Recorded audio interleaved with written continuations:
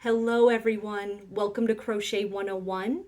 My name is Caitlin, I'll be your instructor for the course. I can't wait to meet you all and to introduce you to this fun craft that I really hope you fall in love with just as much as I have. This course is designed for the absolute beginner. We're going to take everything nice and slow. I really want everybody to have a firm understanding of all of the basic stitches that will carry you through on to more advanced techniques. I encourage you all to work at your own pace. This is meant to be fun and enjoyable, and I don't want anybody getting stressed out if they are maybe working a little bit slower than some other people in the class. It's okay. There's no crochet police. I want you to enjoy yourself and have a good time. I also wanted to go over the basic materials that you'll need for the class to make your shopping experience a little less stressful. There's a wide variety of crochet hooks and yarns and all these different tools that everybody says that you need. So I want to narrow it down and give you a little bit more information on that. When you're choosing yarn for class, there's a couple of things that you want to keep in mind. The first one is the color of the yarn that you're selecting. I highly recommend you choose a nice medium shade, nothing too light, nothing too dark.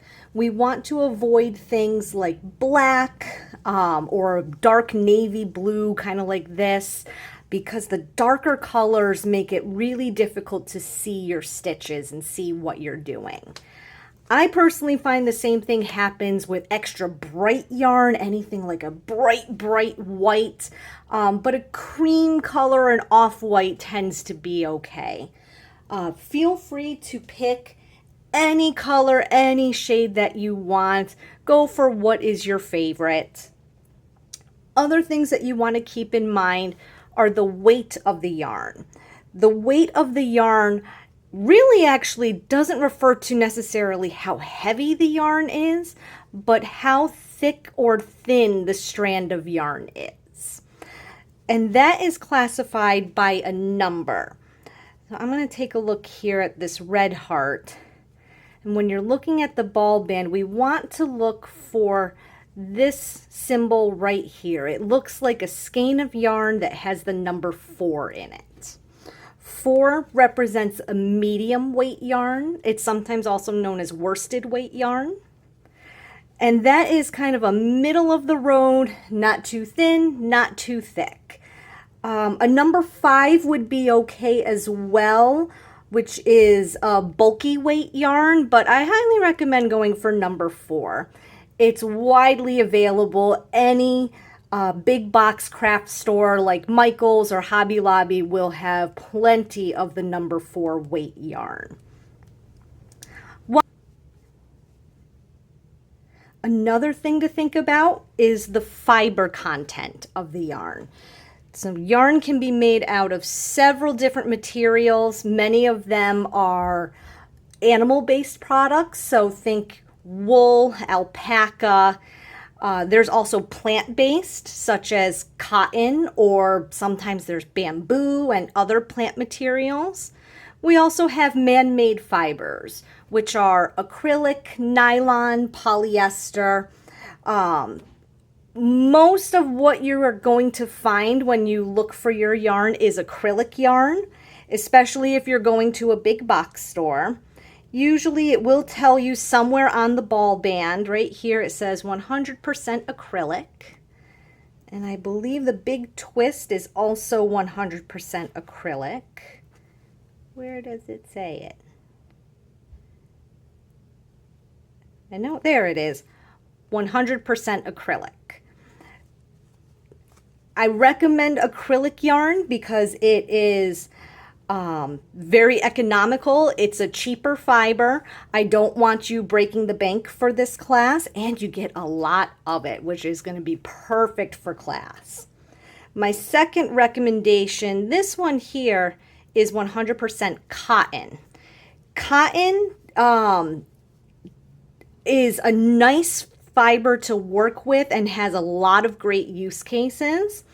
You are welcome to use cotton yarn in class as well, but keep in mind cotton can sometimes be a little trickier to work with when you're a beginner, simply because it doesn't have as much stretch or as much give as acrylic yarn, but you're absolutely welcome to use cotton yarn as well. There's all sorts of different brands of yarn out there as well. These are some of my favorites. I'm a big fan of Red Heart Super Saver. You can find that at Walmart. I believe they also have it at Michael's as well.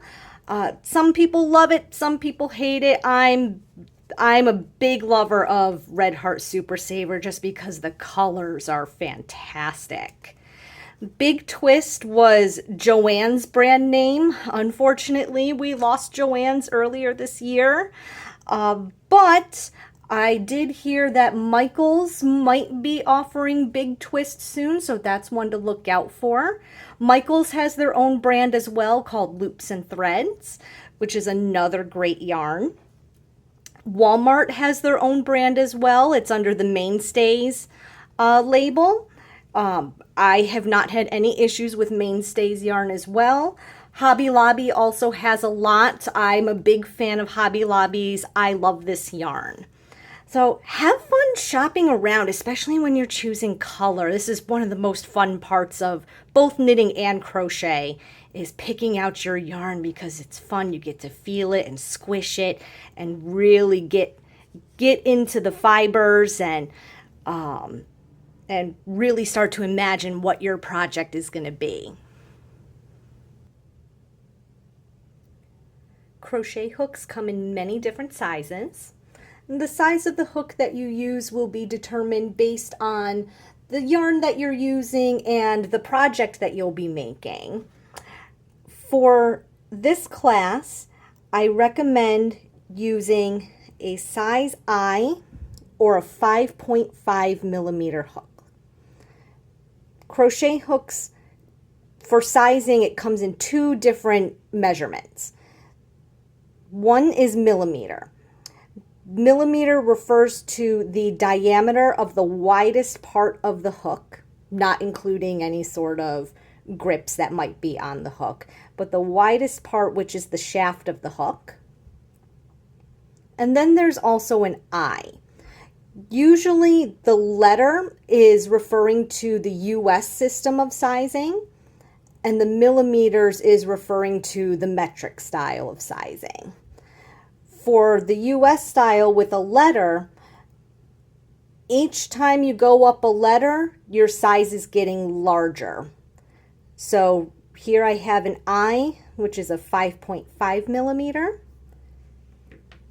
And let's take a look here. I have a J, which is one letter size higher, so it's going to be just a little bit bigger at 6.0 millimeters. There are all sorts of different sizes and styles, as far as some hooks are shorter than others. Some you can really see the difference here of the heads of these. They're both a little bit different. Both have their pros and cons. It's all personal preference to you. Any sort of hook that comes with a grip or some sort of ergonomic handle is going to be a little bit more expensive, but let me tell you, they are so much more comfortable to work with. If you have it in your budget, I highly recommend it, but otherwise, these hooks work perfectly fine. You're definitely going to want a pair of scissors for class. No need to overthink it. Just any plain basic pair of scissors will do. I personally like one that's a little bit smaller in size just for portability purposes, but any sort of scissor that you have at home, as long as it cuts yarn, is perfect. There are a few other supplies that you may be interested in. These are by no means required for classes, but they are a great addition to your kit at home. First one being tapestry needles. Sometimes they're referred to as yarn needles, darning needles. What they are is they look like a really large sewing needle with a nice large eye and a blunted tip. So it's not really all that sharp. These are used for weaving in our ends and putting some final embellishments on our pieces. They often come in metal. I have one here that's plastic. And then I also have one here that has a bent tip.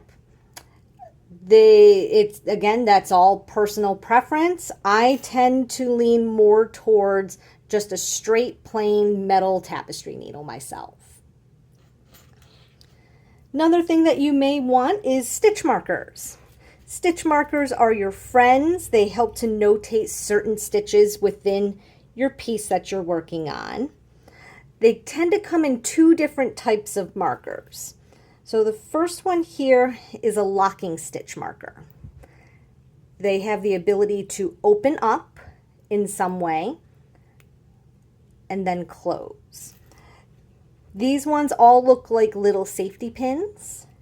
There are others that will look like one of these rings but might just have a slit in it so that it can open up. If you are a crocheter, you absolutely need locking stitch markers. Solid stitch markers like these, which are just solid rings, those are used for knitting. Those sit right on your needle and you won't have to remove them because they're not attached to any stitches. With crochet, our locking stitch markers are going to attach directly to our stitches, so we're going to want the ability to remove them when we need to. The other thing I recommend you have is some sort of notepad with a pen or a pencil. Take notes, keep track of where you are in our patterns, and it's always a wonderful thing to have in your kit with you. The other thing you're probably going to want is some sort of bag to carry everything with you. Don't overthink this. There are several bags on the market that are marketed towards knitters and crocheters that have slots for your hooks and needles and little pouches for your stitch markers and all of your notions. While they are wonderful, they are absolutely not necessary. Any bag that you have laying around at home works perfectly fine. During this course, you'll receive video tutorials as well as some handouts to refer back to in between classes.